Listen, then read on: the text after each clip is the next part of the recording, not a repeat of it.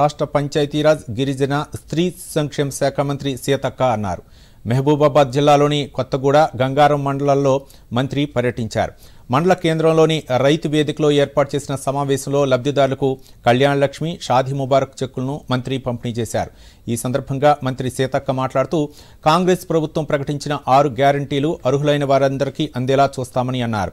సంక్షేమ పథకాలు సక్రమంగా అమలయ్యేలా అధికారులు దృష్టి సారించాలని, అంగన్వాడీ కేంద్ర భవనాల మరమ్మతులు ఉంటే నిధులు మంజూరు చేసి అన్ని వసతులు కల్పిస్తానన్నారు.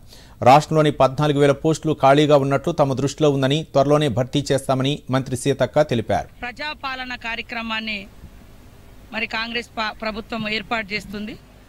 ఆ యొక్క కార్యక్రమంలో ప్రజలందరూ కూడా పాల్గొని ఎవరైతే అర్హులు ఉన్నారో వారికి కావాల్సినటువంటి 6 గ్యారంటీలలో వారు ఏ పథకానికి అర్హులు అవుతారో వాటికి సంబంధించినటువంటి అప్లికేషన్స్ కూడా, దరఖాస్తులు కూడా తీసుకోవడం జరుగుతుంది. దానికి సంబంధించినటువంటి రివ్యూ కూడా ఈరోజు మరి 2 మండలాలు, కొత్తగూడ గంగారం మండలాల్లో ఏర్పాటు చేయడం జరిగింది. కలెక్టర్ గారి అధ్యక్షతన మరి ఎస్పీ గారు, అదేవిధంగా పిఓ గారు, స్థానిక అధికారులు కూడా అందరూ పాల్గొనడం జరిగింది.